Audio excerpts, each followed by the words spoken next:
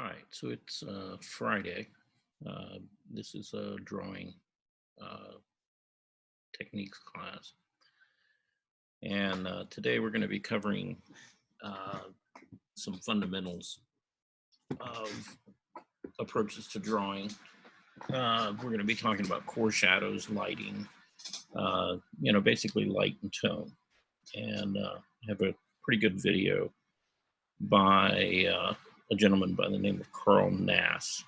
And I think he explains the process really pretty well. So, we're waiting for people to come online and we'll get started. Good morning.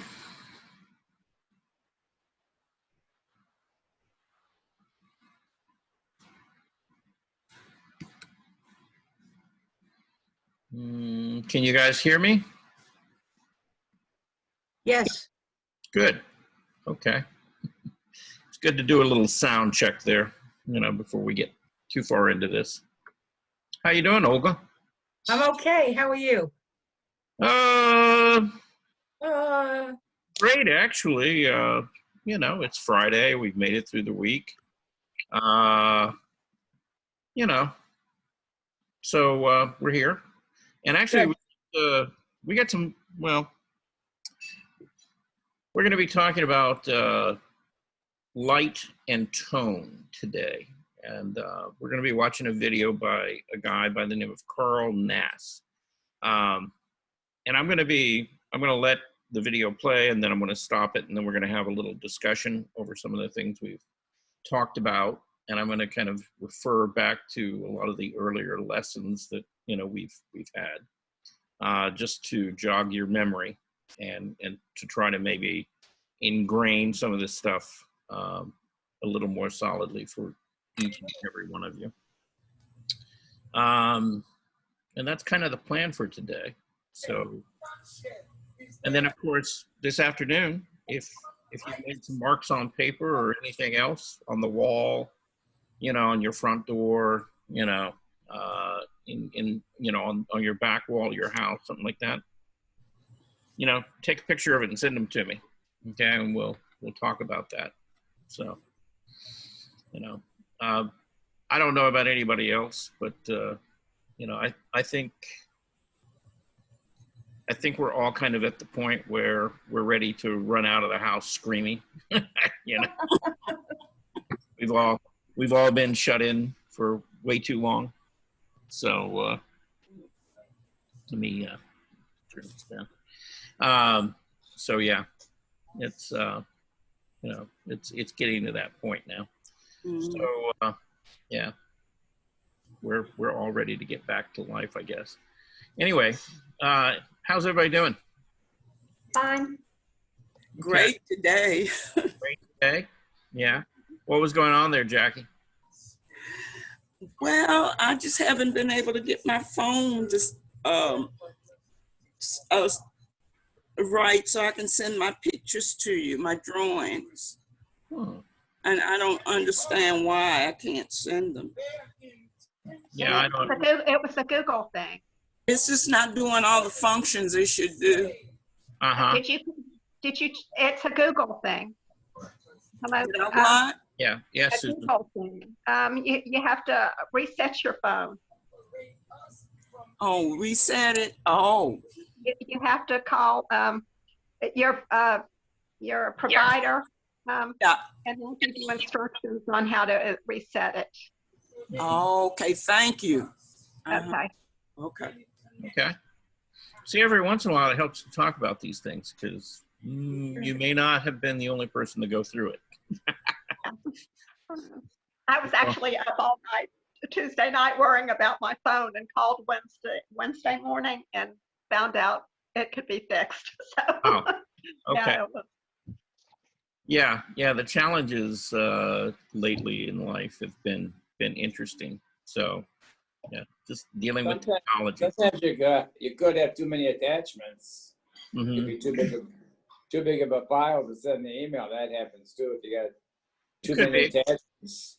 Could be. It could be depending on how you're trying to send it. if you're trying to send an email, and depending on the provider that you have, right? Right. And also the memory in your phone, things like that. Like, for example, if you're trying to send it in Yahoo, you can only send, I think maximum is like 25 megabytes. Okay, now that's a pretty big picture, really, when you're really thinking about it. And most photos that you would take with your phone would probably be like 2 megabytes, 3 megabytes on general.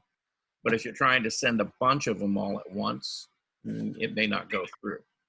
Now, if you send them one at a time, then it would probably go through okay. Again, because the file size is small enough and your upload rate for the carrier that you have would probably be adequate to do that, in most cases. Unless you live way out in the sticks, way, way away from a cell phone tower, and then you might have problems with that. But most cases, it would probably be all right. Anyway, well, we got a whole 11 people here. So just real quick, I've already told most of the people who were here earlier. I've got a video I want to share with you. It's by a gentleman by the name of Carl Nass, and his name is spelled G-N-A-S-S. And he has a whole series of videos on drawing. And I've watched a couple of them, and I'm kind of impressed in the sense that I think he has a really good sense of how to explain, the process of drawing and understanding how to put in light and tone and use line and create form. And the thing I like is that he also draws back to the historical context of how the whole process of drawing has evolved, really from the time, of like ancient Egypt, and previous, like petroglyphs and things like that, where everything was lineal and kind of designed and graphic, up to, the late Renaissance, when they started actually understanding how to create volume and form, this illusion, of roundness. And anyway, I think you'll get a lot out of this. I would recommend that you, A, have a cup of coffee, okay? That's a must. B, if you don't drink coffee, tea, something like that would be fine. B, have a pen and a sketchbook so that you can, take some notes. And if there's anything that he goes over that you guys don't seem to understand, don't be afraid to, just speak up and go, hey, can you stop that for a minute and explain this, okay? Because I'll be happy to do it. And I'm going to be doing that along the way anyway, at certain points. And we'll talk about these different aspects he's talking about. So I think you'll get a lot out of this. And, it may not be the most exciting video on the planet. But I think, again, it'll be, for our purposes, very useful, okay? So anyway, let me get this opened up. And away we go. Here's Carl. Okay. Oh, yeah. Well, let's begin by taking just the simplest possible idea. I'm not looking for perfection here, but we're really talking about the idea. Let's say the light source is coming from here. And this is not a circle, but it's spherical. So if the light source is coming from here, I think I'll take care of the bigger quality first, biggest tone first, which is this form turning away from the light source, takes on tone. So if I haven't said this already, I'll say it now. So we're actually using light and tone for the description of form. Let's be real clear about that. The way we're using light and form right now is for the description of form, not for Okay, I want to stop it just for a second here. All right, did anybody notice, all right, he drew a round circular object, right? And then what was the next thing that he did? He showed where the light was coming from. Yeah, he drew in an indication of where the light was coming from. And then next, He shaded. right, yeah, he started laying down some tone. But did you notice how he laid the tone down? On the side of his pencil. Yeah, but he worked one direction, right? Clockwise? On the right, Well, yeah, it's on the right-hand side of the object, but, you know, he moved kind of at, let's call it a 45. clockwise. Yeah, but a kind of a 45-degree angle, right, downward. And he just put in kind of a mass, a shape, right? But he wasn't, you know, like particularly happy with that first passage. So what did he do? He went back and he did it again over the original. But did you notice how he turned his hand just slightly? See, he just angled his hand just a little bit and then started going back over it again. And we've talked about this, where when you're laying in tones and things, you want to make kind of a soft, even tone. You can put that first passage down and it will look a little bit scratchy, right? And if you'll just go back over it again, but change it, maybe like by 5 degrees, just a little bit, right? Then, and go back over it again, it will begin to smooth out and give you a more even appearance, you know, to that area, okay? Now, obviously, you've got to be a little bit sensitive when you're laying it down there and not bear down real hard, or, you know, keep even pressure, you know, on your strokes so that you get a nice even coverage of it, okay? If you vary that, then you're going to get something that begins to look like a gradation, right? So I just wanted to make a note of that.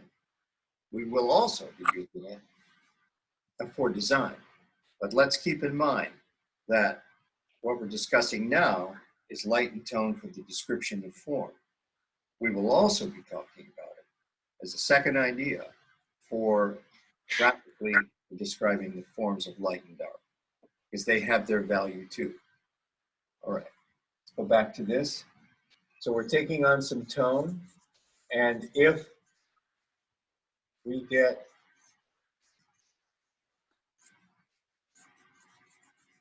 tone going around like this, and if we, at a certain point now, we hit some bounced light coming back from this direction. By the way, this bounced light, as you can see, is directly across from the direct light source. The bounced light is the reflected light. It doesn't have to be directly across. It can be from any direction where you've got a surface that is light enough to carry the light back. In fact, interestingly enough, if it's white, it will reflect white. And if it's some color, it will also pick up some of that color and bring it back in. So if it's hitting a blue surface or red surface, it will take that color and bring it with it into the reflected area.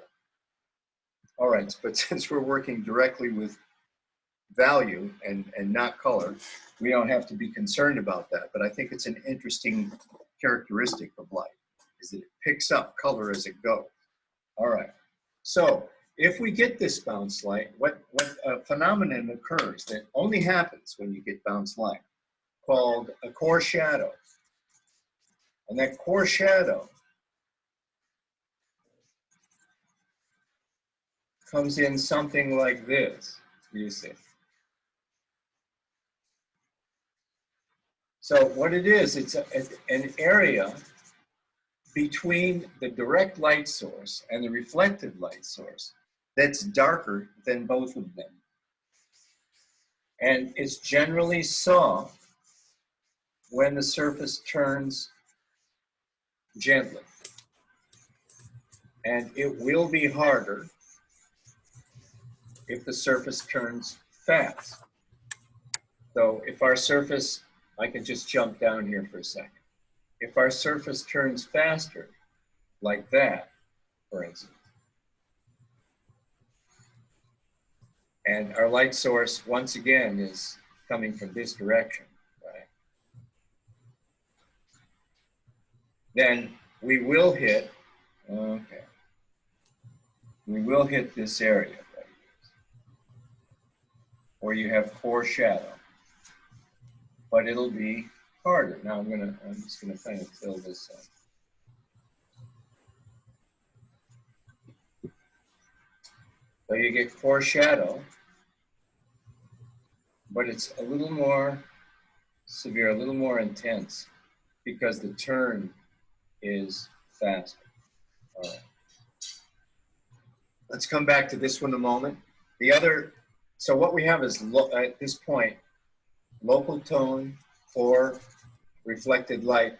And let's put some cast shadow down here. We'll talk about the characteristics of cast shadow. Just going to do this.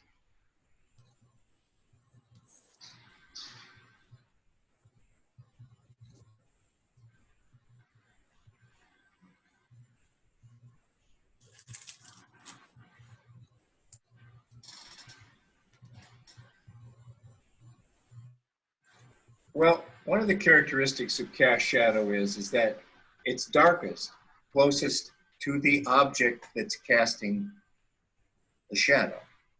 So you get it darker here, and then it gets lighter as it goes further away from the object that's casting the shadow. Another thing is that the edge might be much more articulated, in other words, more focused, when it's closest to the object that's casting the shadow. And that starts, although it becomes light-filled, those edges also begin to soften as we get further and further away. Therefore, the same thing would be true with this object, right? So if we do this, and we cast a shadow in this direction, it will also be darkest here, and it will start to soften as it goes further and further away.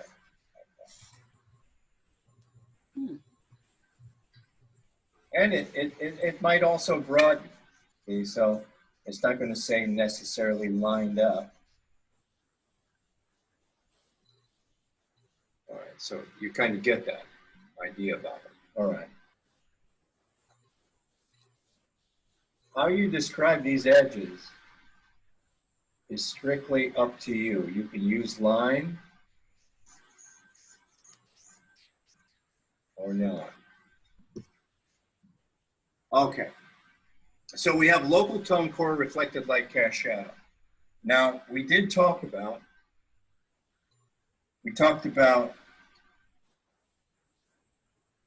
highlight. And so local tone, like local color, generally has a value to it.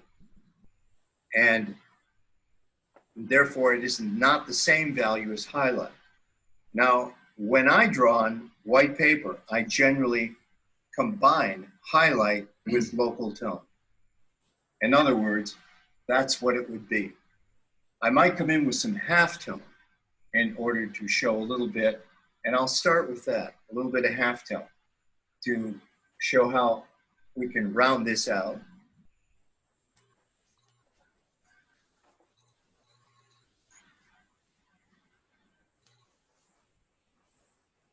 Very little.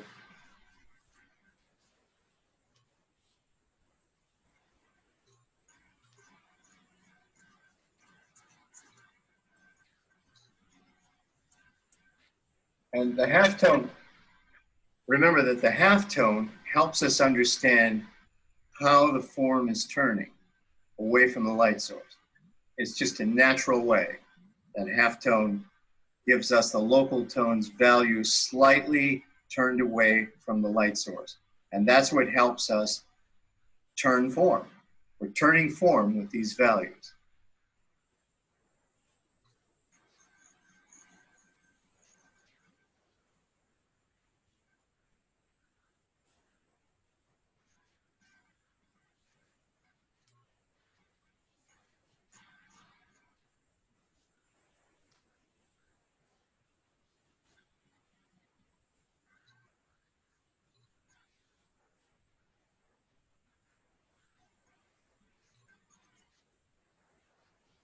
right, so.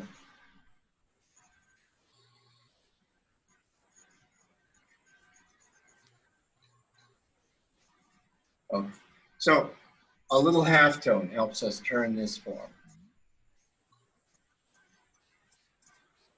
And actually, we could have a little halftone here.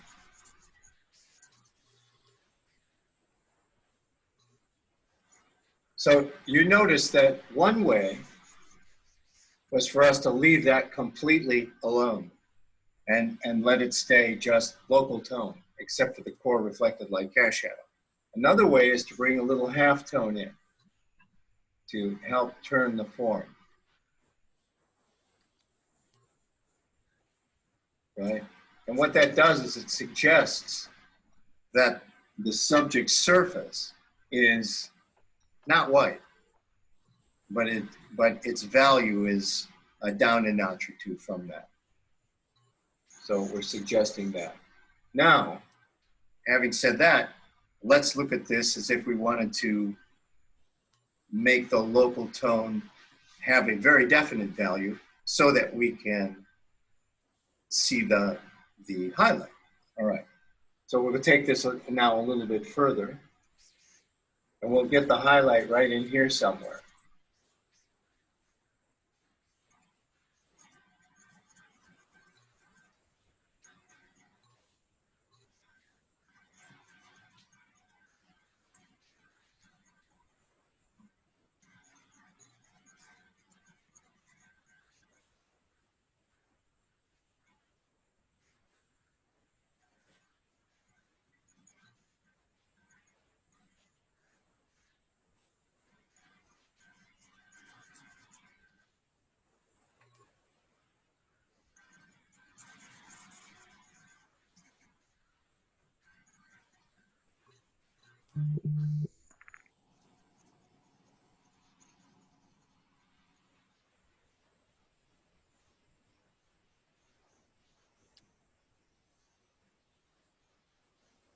Now also notice that when we do this, that this local tone is suggesting to us that this whole surface of this object is darker than we presumed when we did this originally.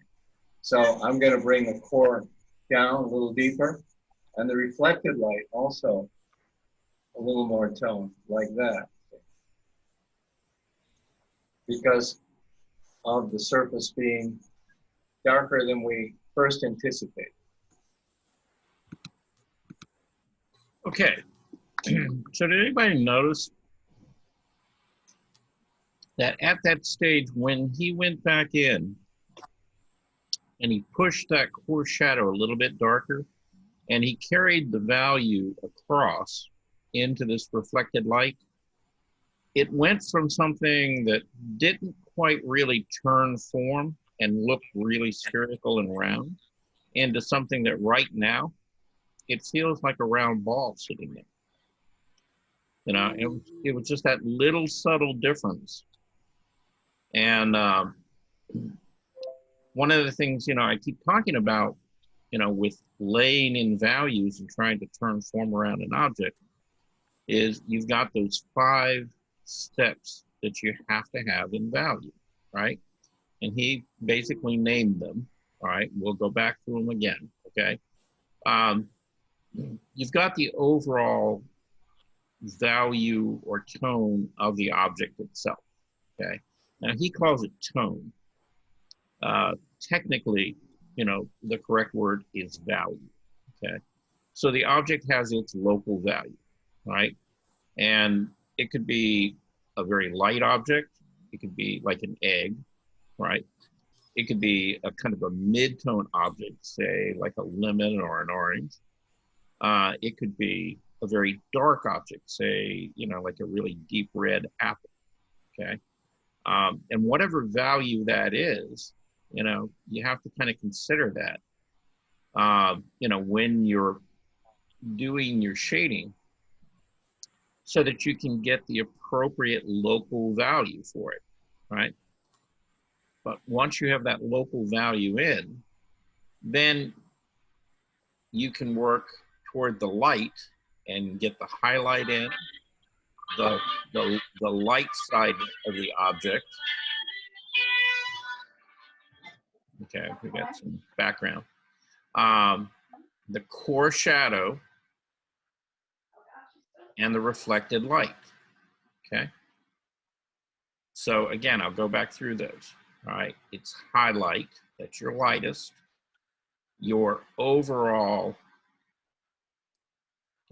value, of the object, what we call local value. He put in a step called halftone.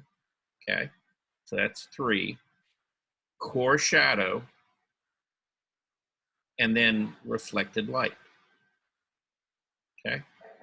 5 steps. And if you think about that, when you're doing your drawings and beginning to shade, and understand that you've got to get those 5 different values in, then your drawings will take on, more volume and weight to them, and they'll look more solid. Okay. So let's let him continue. Anybody got any questions about that so far?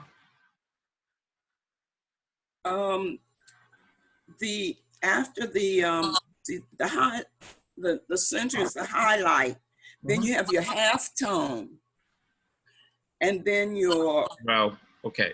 You've got, the first thing is you've got your, what we call local value. Okay. Local. That's the overall. Is it a light object? Is it a mid-tone object? Is it a dark object? Right? And that's going to affect your range of values. Okay. Now, you've got your light, right? That's the lit side of the object. And you've got your shadow side. So there's 2, right there. And that affects, those are generally going to be affected by your local value. Okay. So you're going to divide light and shadow. So that's 2 right there. Then you're going to add a highlight, right? That's 3. Then you're going to have a halftone, a transition into the shadow side, right? That's 4. And then you're going to have your core shadow. Okay.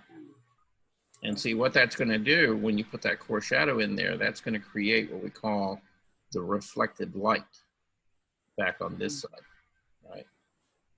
Now, keep in mind, and this is one of the things that he doesn't cover, and I kind of wonder why he doesn't talk about it, but is everything that's on the shadow side, all the values on the shadow side have to be darker in value than anything on the light side, okay? We have to have a separation between, there's a range of value on the light side and there's a range of value on the shadow side, okay? And they can't be the same and they can't cross over, right?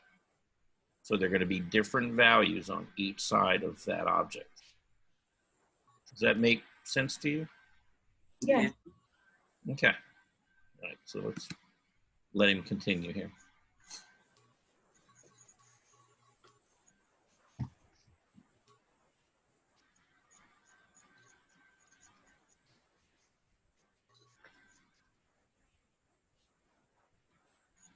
So anyway, we start to see this, how this works. So now we have reflected light, local tone. There's some half tone in there, or shadow, reflected light, cast shadow. They all have their characteristics. Remember, we talked a little bit about a reflected light and that it can carry color, and it will be brighter or dimmer depending on the surface that it's bouncing from. If it's extremely light, that could make this extremely light. The cast shadow has its own characteristics. Remember that it can be very sharp edge near the nearest where the object is closest to the surface it's casting the shadow upon. And it softens, it gets light filled as it goes away. It can also spread out. and its edges are no longer defined clearly. They soften, they fuzz out. And so, of course, shadow will be darker if you get a hard reflected light, and the light, direct light that's hitting the surface is also strong. And if we said if our object has a certain value to it, say on a scale of 1 to 10, it's 2 or 3 or 4, then that tone will be perceived against the highlight that might be there, depending on how shiny the surface is. If it's very shiny, it can look like chrome. If it's soft, then it might look something like this. I'm suggesting, though, that it's possible, if we're working on white paper, to take the highlight and the local tone is 1. And so therefore we would have local tone, core, reflected light, cast shadow, 4 things instead of 5, which would include highlight. Okay. And the other thing, once again, when the object turns quickly, you're going to get a more confined, restricted core, and it's going to be denser.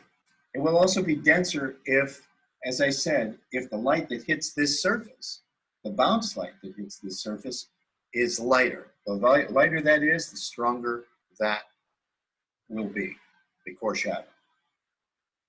Okay, let me also give you some possible examples, just real sketches over here. Maybe early Renaissance, from the time of Giotto, the form might have been something more like this, where somewhat the center of the form might have been the way form was described. Say something like this. And then kind of a,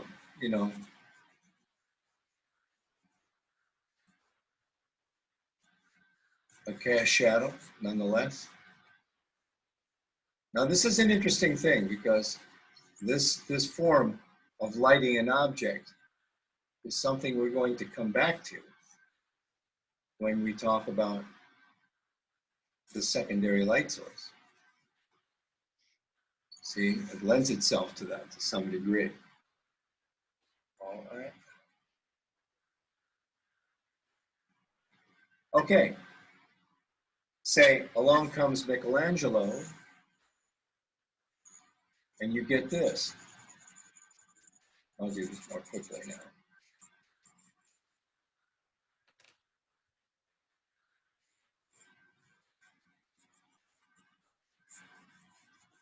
Okay. So you'll notice that this is strong. We get local tone, core, reflected light, cast shadow. We get to say, Okay, I want to stop right here for a second. All right. Now, he mentioned 2 different artists. One was Giotto. And remember, early on in these classes, we went through a period of time that we talked about the Renaissance. And we talked about the early Renaissance, and we're talking the 12th and the 13th century, right? And one of the artists, during that time was Giotto. And Giotto is credited really with, being one of the very first masters of the Renaissance that began to look at rendering and modeling forms, right? Trying to make his paintings look more dimensional. And the device that he used, particularly when he painted faces and figures and things like that, and you'll notice, on any of his paintings, when you look at it, the flesh tones are not continuous, right? They're not just one flat color. Before Giotto, they would mix up a color for your flesh and everything would be the same. There wouldn't be lighter and darker areas. With Giotto, he began to do what we call modeling, which is changing that value, toward the edge.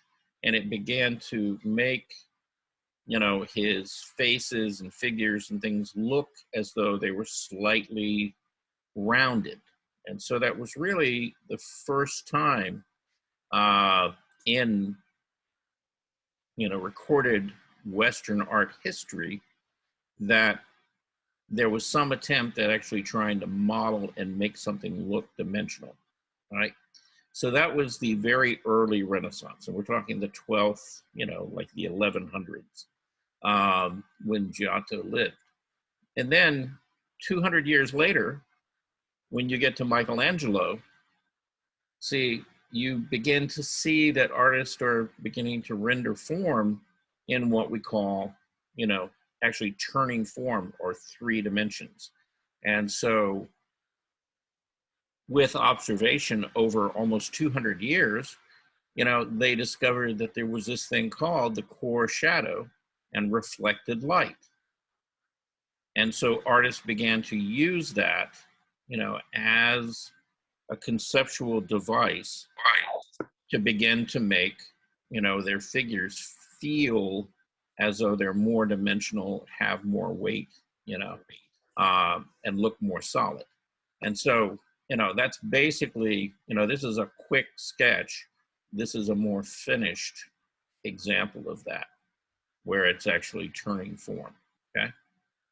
So it's 2 different artists, about 200 years apart. All right, so let's continue on. Caravaggio, and you're going to get something like this, where we hardly see the reflected light at all. Cast shadow, strong. Foreshadow, strong. But we're not seeing a lot of light in the reflected light area. It's a very strong abstract relationship between lights and darks. And let's take Tiepolo here. Tiepolo, on the other hand, a lot of his work was murals on ceilings, domed ceilings and so on. So a lot of his figures up there were up in the clouds. And he was still using the same concepts of light and tone that Michelangelo used, but he had his own way of doing it. Now, he wanted his figures to feel like they were very light. Well, when we think about the way a figure might be lit up in the sky, you've got all kinds of bounce light. And so there really aren't going to be any core shadows in the rest of it. You've got light coming from every direction. It's probably going to neutralize an awful lot of the effect of light, unless someone's in the middle of the air and directly getting a light source. But if they're in the clouds, it's going to be bouncing around all over the place. But in Tiepolo's case, he stuck to this system of core light. So he would come along and do, say, something like this and create, you know, kind of an accent here. And this would be practically as light, if not as light, as what you see on the direct light side. So the basic difference between the two would sometimes only be perceived with color. For instance, this might be warmer or opaquer, and this might be cooler or blue, or very, very subtly. So he's working a lot on the expression of the way this ribbon of core shadow runs through the figure, and the accents where the flesh tucks or moves into another part of the body or something. You get these little accents along the way, which are actually little cast shadows, but they're not really long. Doesn't make long cast shadows. Just enough to show that the form is still turning. So, okay. So these are some ways that we can think about this. And once again, what I started with here was a simple Michelangelo approach, which is local tone, core, reflected light, cast shadow. Then we added, if you remember, we added some halftone And then we went further and made the local tone darker. So it still has its halftone effect. In other words, it's turning away from the light source. And we have a highlight. Okay, now at this point, let's look at a couple of other things that are possible here. If, for instance, and these things occur, so I'm going to bring them up. Let's take this same object now, or this same surface, and look at it this way, except this time, let's make this edge the direction that the light is hitting. So that means that both surfaces moving away from that edge, both surfaces moving away from that edge take on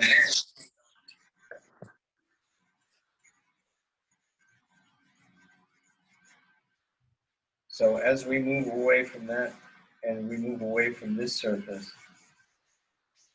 they take on more and more tone. That means that the edge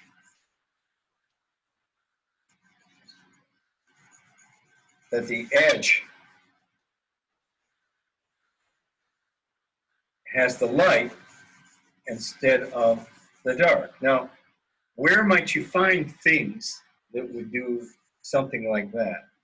Well, one place, for instance, let's just do this.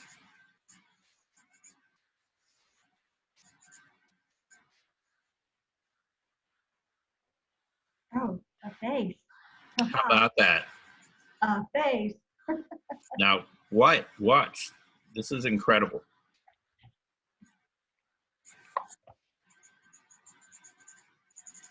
Now, One place, see, he's let's just building give a little the tone, form. little tone, Right. little tone, little tone, little tone is right here across this cheekbone. Mm. So this might even have some tone in here, little tone, there might be some here, and let's just say the jaw is coming down.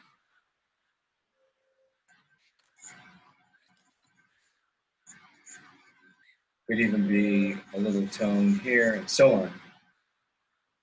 And let's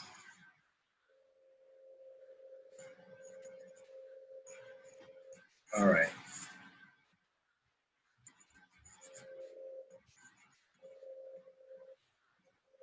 Just kind of knock that in, see. Okay, right here. See, and then we're getting some reflected light in this area, see.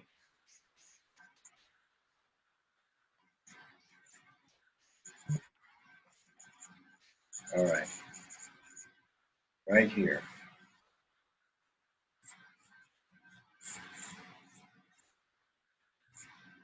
That's the concept. So that's an example of it and where you might be able to use it, okay?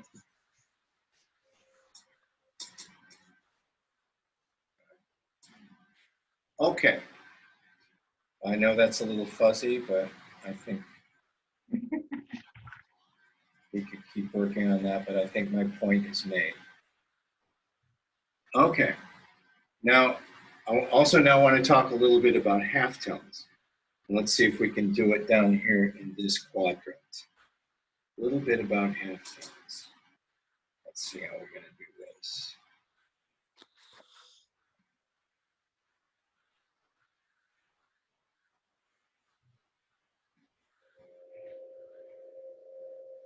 Now, pay attention to this if you're interested in how to draw fabric. Mhm.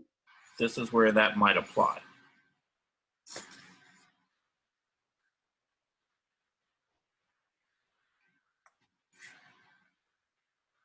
Something. Okay. This is here.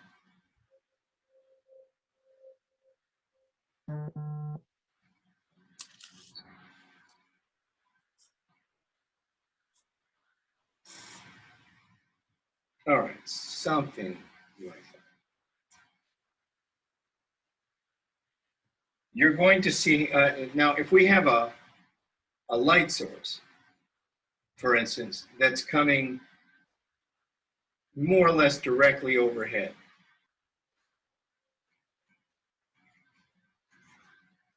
That's overhead on every part of this, right? Then then obviously the surface that faces this is going to have the most light.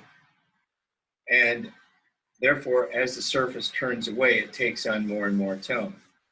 So this will take on more and more tone, like this. And it's a kind of steady movement away. So it should be, say, something like that. I'm giving you this rather quickly. Obviously, underneath here is going to be some cast shadow, right? This is not so much what I'm concerned about you understanding. What I'm thinking about is this right here. This is a possibility. Now, this is something that you'll run into over and over and over again when dealing with forms. The next might be, say, something like this, where, again, the light source, keep this in mind, is hitting the top surface. And so this takes on more and more tone as it comes down here. By the way, this is also directly facing the light source. So it's going to be just as light as that. It's not so far back. If this were a mile back, it might have some atmosphere in front of it. If these were mountains, then maybe down in the valley, it might have some tones, some fog, whatever, some atmosphere. But at this distance, the way we're describing it, this surface and this surface will be equally light, right? In the case of the face, though, you see this is turning away. It's going to take on some tone. Even this area might have more tone than this area. Okay. Direct light, this is starting to turn away. I haven't gone into that much of a description here, but you can see what I'm talking about. All right.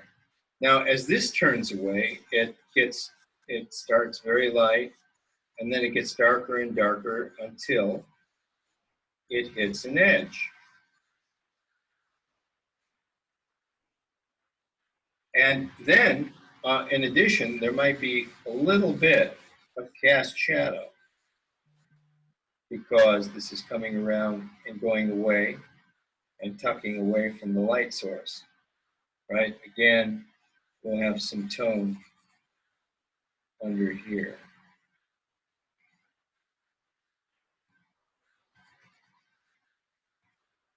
Like this. Not too concerned about that again. The major thing that I'm emphasizing is these two different ways. So we could say, that's B. All right. The third thing that you're likely to encounter is a light surface being hit, but it turns away from the light source on both sides. Again, here you're going to get a little cast shadow, maybe a little more. Possibly a little more.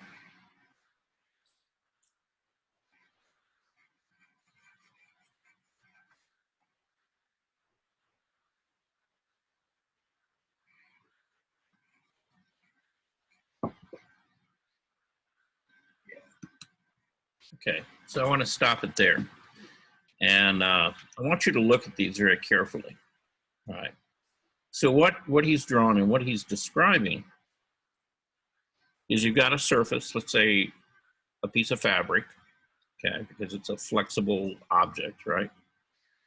And he's describing how extreme the curve or the turn of the object is either toward the light or away from the light. So like, for example, here you might have a very soft fold, right, of the fabric laying across an arm or a leg, and you might get a little highlight, you might get a little, half tone or some kind of value on each side of that. And so what it describes is that this is gently rising, and that the top of that fold is turned directly toward the light. And then again, it begins to fall off until it hits the flat surface again, which in this case is turned toward that same light source.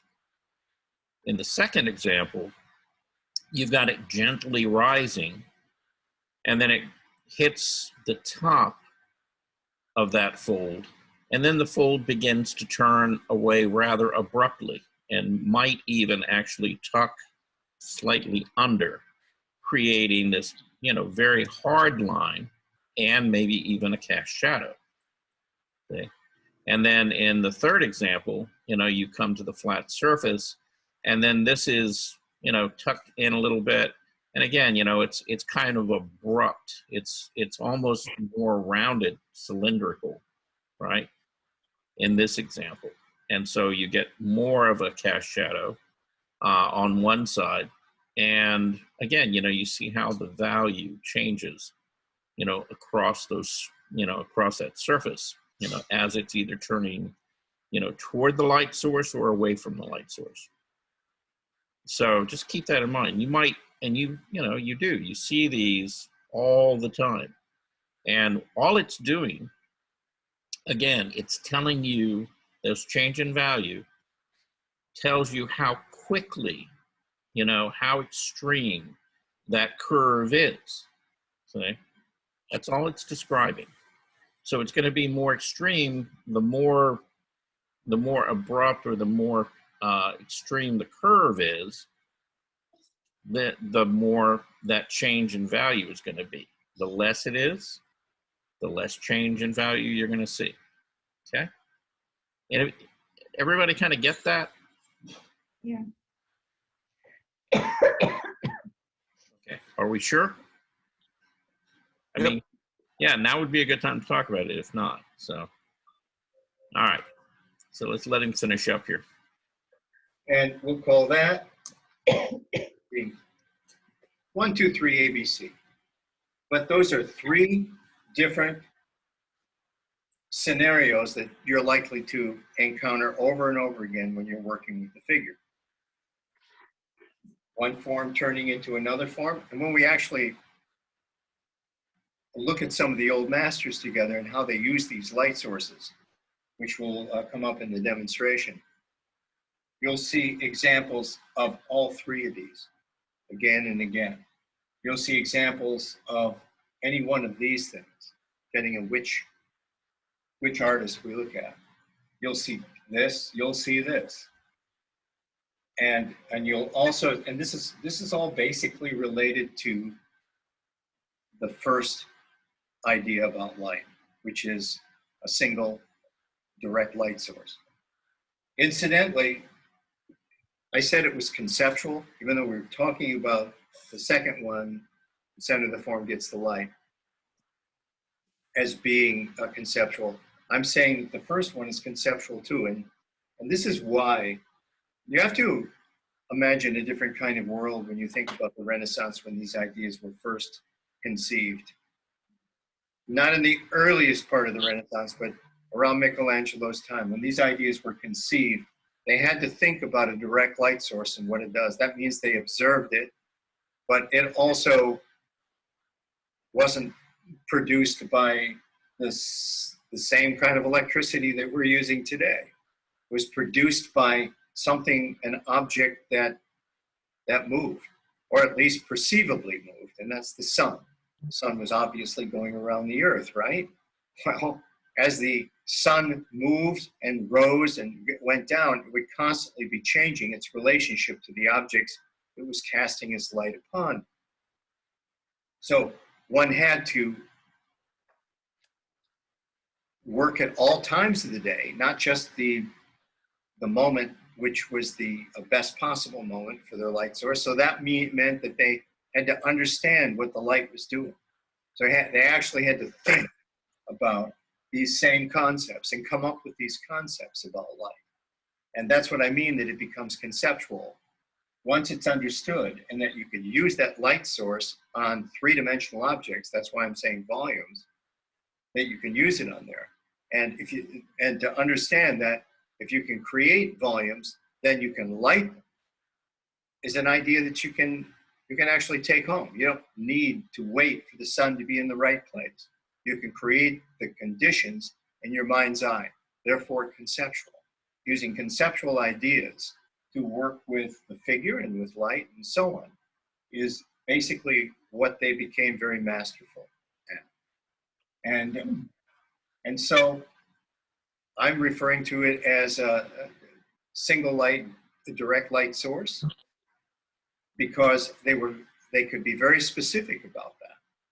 Now, imagine that their studios, and I think that the whole concept about north light, we all say, oh, north light's the best light. Well, I think the reason that north light was considered to be the best light was because you had less of this movement of the sun changing everything within the studio if it was in the north than if it was in the south.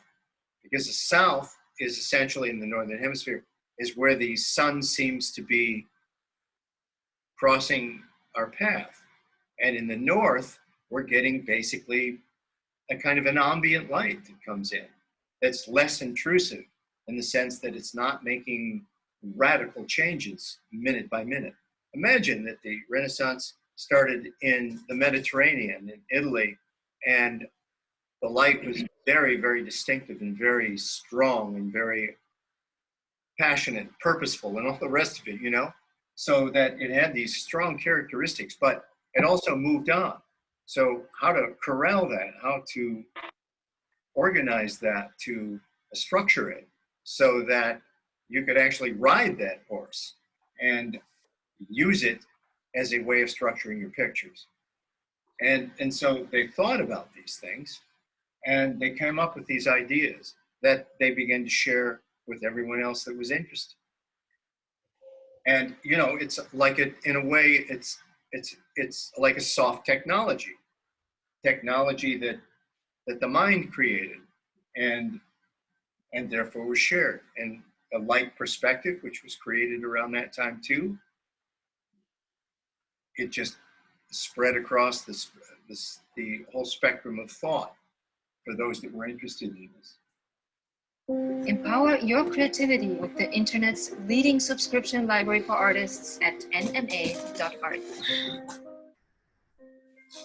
No matter what your skill level, you can learn drawing, painting, sculpture, and much more with thousands of videos taught by master instructors.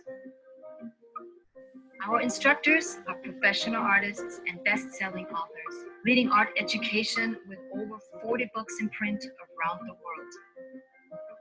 Our cutting-edge interactive learning format takes art instruction to a new level. Learn at your own pace, anytime, anywhere. Take advantage of our self-study assignments and beautiful references to practice your artistic skills. Hey, City of Atlanta got new garbage trucks. Yeah, I'm sorry, what? they do. I just looked at it. The man just went by. He has the same kind. Oh, wait a minute. Oh, Eloise? Yeah, okay. Sorry. Eloise is having a conversation with somebody. All right. All right. You might want to make a note of this, you know, New Masters Academy.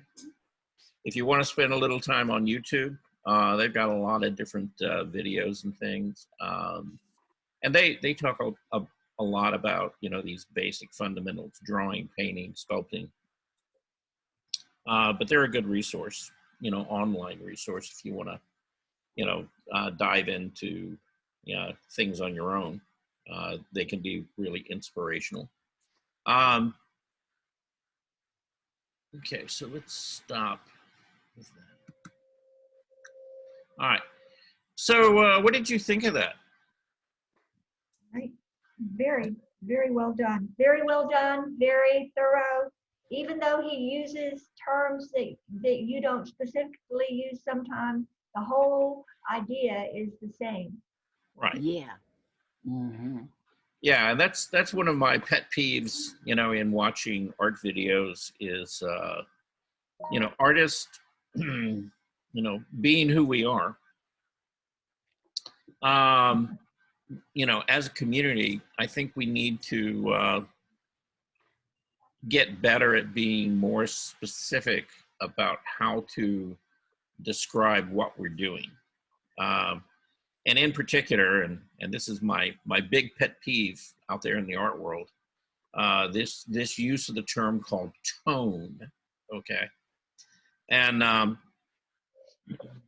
particularly in regards to drawing, anytime anybody starts, laying down a gray value, they call it tone, right? That's okay. If we all agree that what we're only talking about here is drawing and just using that word, loosely, tone, to describe some kind of structure of value, then that would be fine. Okay. Now when you start crossing over that line and start talking about the use of color and painting in whatever regard, and you start using that word tone, then it becomes a whole totally different thing, because it's not talking about value. What it's talking about is any color with mixtures of gray in it, and that's a tone. All right. And that's actually the technical definition of the word tone. So again, it depends on the context. And in talking specifically about drawing, I personally throw that word away, called tone, because it doesn't exist if you take it by the actual definition, and replace it with the word value. Okay, because that's what you're really talking about. You're talking about creating a range of value. Okay, lights and darks, right? You're not creating tones, if you really want to get right into it. But, we live in a world, like I said, not everybody, kind of thinks that through. And so they kind of loosely use that word tone, to describe value. And as long as you know that, and kind of translate that in your head, that's fine. That's just one of the idiosyncrasies that we live with, in the world today. And so, yeah, it's language. It's it's one of those kind of flowing and changing things. 50 years, 100 years from now, somebody will watch this video and go, oh, this guy's an idiot. Let's describe it this way. Again, things change. So it may not apply, in time. So anyhow, the reason I wanted to show that to all of you, because, this comes up, it's an ongoing conversation, in all of the work that you guys are producing, the work that I produce, and this is something we all struggle with. It's like, how do we kind of create this illusion of reality, that we experience when we see a coffee cup sitting on our table, or an apple, or a person that we're trying to paint or draw. How do we create this illusion of form and give them some sense of life, right?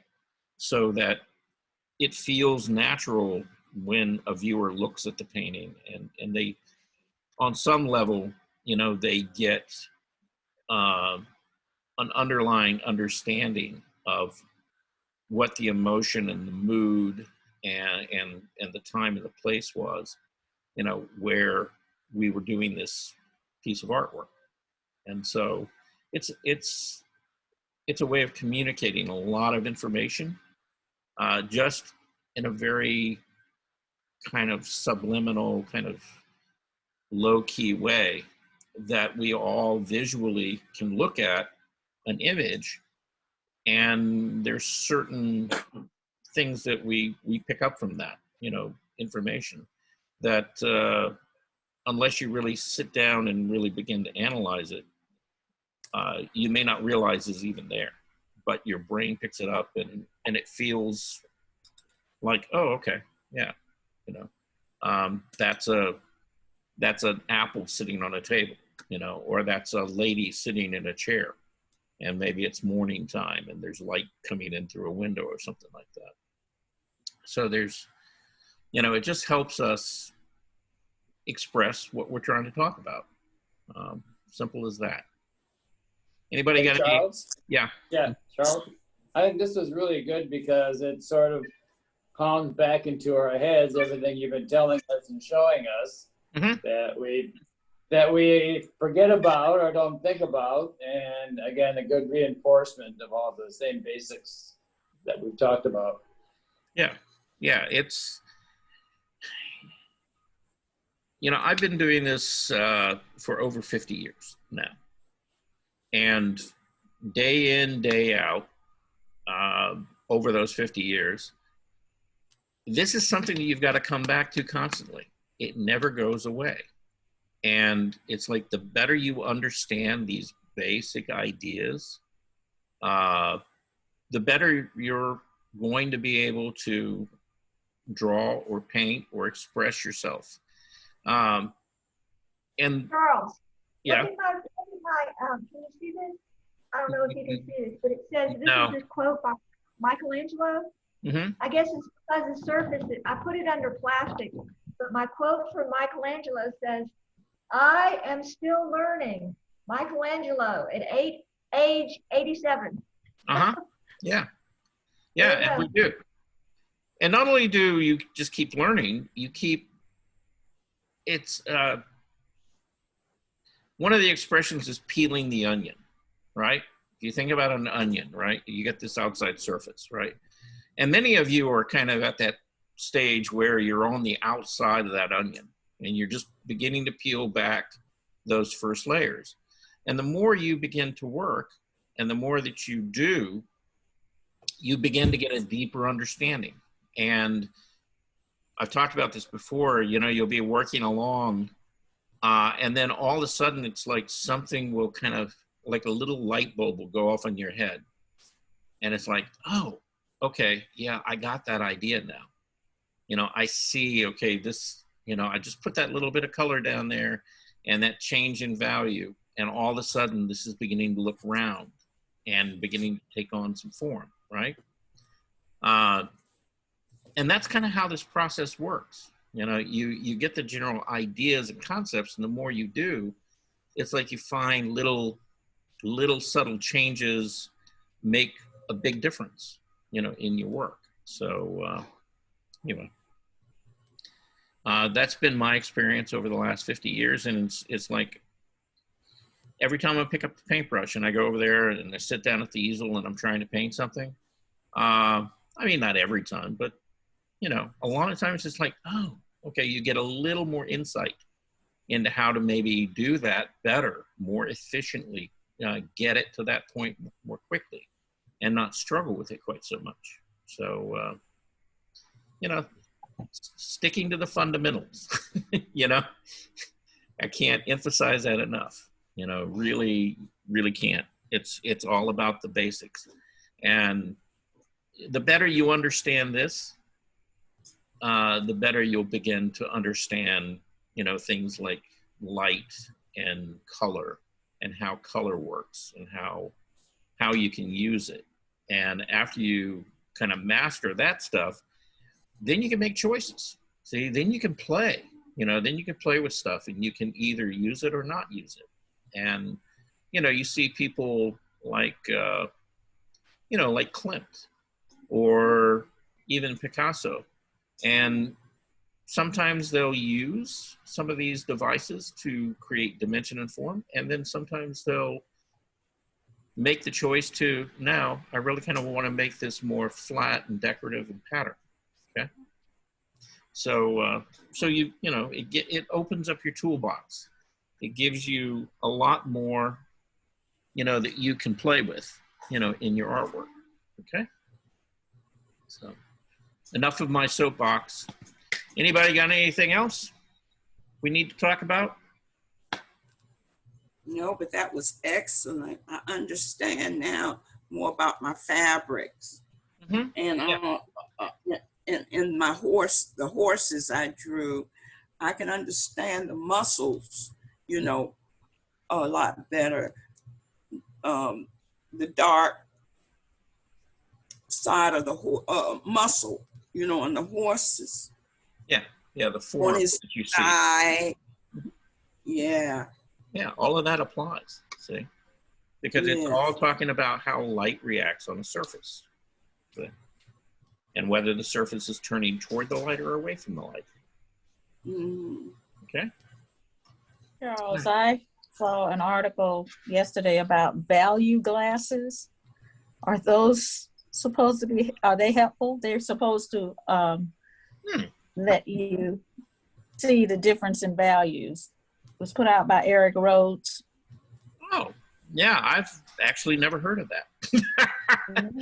There are a lot of different ones on Amazon, and plus he sells some too. So evidently they're a new useful. thing.